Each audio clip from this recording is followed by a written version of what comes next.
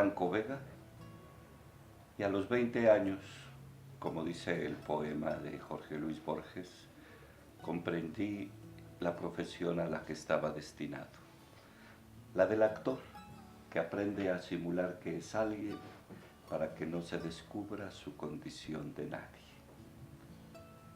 Y ahora puedo presumir con orgullo que mi primer taller de teatro fue con Julio Castillo, uno de los directores más importantes que ha dado México.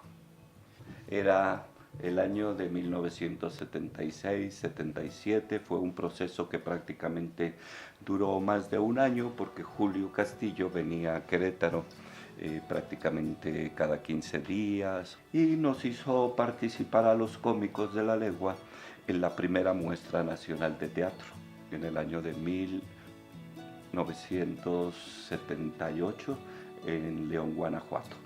Bueno, Julio cada que venía nos sorprendía, porque la obra Salvajes de Christopher Hampton es una obra que trata sobre un secuestro de un diplomático por las transnacionales en Brasil, sobre el exterminio de los indios en Brasil por la posesión de los plantíos de plátano. Y entonces nosotros jovencitos hacíamos los indios del Brasil. Y entonces Julio trabajaba el texto y las escenas fuertes con los actores grandes de los cómicos. Y entonces con nosotros los jóvenes hacía una especie de taller más de sensibilizarnos a lo que estábamos haciendo. Porque había la escena final en donde en un círculo de fuego nos lanzaban y quemaban a los indios, o la escenografía era una estructura de fierro y como si él sabía muy bien, pero nosotros jovencitos a veces no entendíamos que esa estructura era la selva. Incluso con los jóvenes que estaba Oscar Jaime y Mónica Guerrero, Liz González, Moisés Villeda, todos los jóvenes. Había el proyecto, Luis Rabel, Quique, Paco, de hacer Hamlet con los jóvenes para participar también en festivales, pero como un grupo de jóvenes, casi niños. Y entonces Julio supo en Querétaro, como en el seno de los cómicos de la legua, pues hacer una preparación, porque en realidad en los cómicos nunca habíamos tenido o no se tiene esa preparación un poco académica. Cursos y clases de géneros literarios con Rubén Torres. Teníamos clase de cine y de fotografía con Ramón Jiménez. Nos enseñaron a revelar, a tomar fotos. Había un taller de cine y hacíamos cine minutos. Me dirigió el profe Nieves. Y recuerdo de esa época la cantante Calva de Ionesco. Y mi primer protagónico fue En el rastro de Elena Garro, también dirección del profesor Salvador Nieves. La universidad, a través de Extensión Universitaria y Difusión Cultural, se organizaba la muestra estatal. Y entonces pues era la participación de los grupos que en ese momento estaban, el grupo Arlequín del maestro Víctor Osorio, Leonardo Costa en una de las muestras estatales montó Los motivos de Elvira Luz, una obra que en ese momento pues era fuerte para nuestra época. Y entonces luego estaba Salvador Alonso y Lupita y Memo Esmay en el grupo. Entonces había un movimiento, pero era un movimiento de grupos. El Auditorio de Bellas Artes, el Teatro del Seguro, eran los espacios más formalmente teatrales. Y ahí es donde con el profesor Salvador Nieves hacemos teatro mexicano de Elena Garro. El profe Nieves había estado en un proceso a nivel nacional de formación y de dramaturgia con gente de reconocido prestigio en ese momento. Y Elena Garro pues era el teatro mexicano por excelencia. Entonces trabajar el rastro y estas obras, después el Via Crucis de Porcodel, me van formando ya más como actor. Digamos que un aspecto importante del teatro a nivel nacional, pues es la muestra. Con Fuente Ovejuna fuimos a la muestra en Monterrey. Fue un espectáculo con el que se inauguró el mesón de Guillermo Prieto número 7. ¿Sí? Fue un espectáculo, y digo espectáculo porque era eso, con el que participamos primero en la muestra nacional en Monterrey, después en el Palacio de Minería, en un festival universitario, en el Festival Cervantino en la Plaza de San Roque. Entonces el grupo casi siempre su participación en la muestra pues le da presencia. Los 2 años que yo fui director fuimos a la muestra. Primero a Monterrey nuevamente con La Zapatera Prodigiosa de Federico García Lorca. Un montaje, una puesta en escena que diseñó la maestra Soledad Ruiz. Una vez que Elena Garro, pues las autoridades de México la invitan a que regrese después de su autoexilio.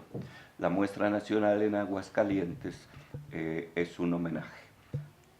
Y los cómicos participamos como un grupo especial porque teníamos La Mudanza. Y se presentó La Mudanza de Elena Garro en un museo ahí en Aguascalientes, en una salita pequeña. Y entonces la señora Elena Garro pues quedó sumamente impresionada porque nunca había visto su obra puesta. Y entonces esos momentos incluso, qué bueno que ahora tenemos estos aparatos, luces y todo, pero en ese momento tan importante para el teatro, no solo la historia de los cómicos, sino para el teatro nacional, solo tenemos por ahí unas fotos y mal tomadas, pero nadie captó la importancia de ese momento. La presencia de la señora Garro viendo su obra, Lupita Esmail, la maestra Rosa Luna actuando, y pues el teatro es efímero, se terminó la función, la emoción y todo, pero no quedó ningún registro. Y entonces es cuando fundó La Cartelera, como una empresa productora y promotora de teatro, principalmente teatro dirigido a niños. Y La Cartelera tiene la fortuna de Franco ser amigo de estas mujeres sabias, y la mayoría de los montajes que tenemos en La Cartelera para niños son de temas importantes.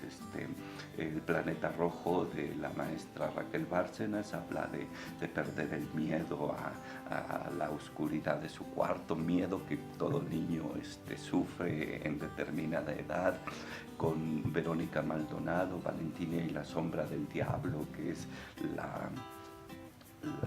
el abuso intrafamiliar. O sea, son temas fuertes, y entonces La Cartelera se fue conformando como una compañía de repertorio de estos textos sustentados en la dramaturgia. Fueron tres espacios, como 3 escalones, 3 pasos para llegar a lo que fue La Cartelera en Jardines de la Hacienda como espacio, o sea, como un espacio teatral. Por eso se llama La Cartelera, un espacio teatral, pensada en tener un espacio físico para ensayos, para representaciones, para talleres. Y entonces 7 personajes y hoy Shakespeare hoy me dan las bases para poder presentar un proyecto al FONCA de seguir escribiendo sobre la misma línea, y ahí es donde escribo el Molière imaginario, Molière y Magdalena, y Etra, Caballero Andante. La cartelera cerró también ya un círculo de 20 años, y ahora, bueno, pues me interesa más seguir en el teatro, pero ya como un desarrollo personal, seguir escribiendo, seguir actuando, pero ya cosa que nunca supe hacer bien y que me costó trabajo, ya no quiero hacer la gestión, pero es agarrar mi maleta e irme de vagabundo a si hay alguna presentación, si puedo presentar mi libro o escribir o lo que sea. Hemos participado en festivales importantes en Argentina, en Colombia, en España, el Festival de Bilbao, en Barcelona, y entro a la Facultad de Bellas Artes, en donde se empezaba a gestar la licenciatura. De hecho, el primer intento se hizo en el seno de la universidad, cuando Raúl Cermeño, en un convenio con la Universidad Veracruzana, viene a Querétaro con la intención de formar la licenciatura. Se hace una convocatoria a nivel regional, pero no hay respuesta. Solo la maestra Rosaluna, Román. Años después, en Bellas Artes, se hace la carrera, pero como técnico teatral. Pero a los jóvenes que le interesados, pues no querían lo técnico, sino lo actoral. Y cuando viene José Roberto a ocupar la dirección, es cuando se transforma en técnico superior en actuación. Fue cuando llega a Querétaro Giancarlo Pulido.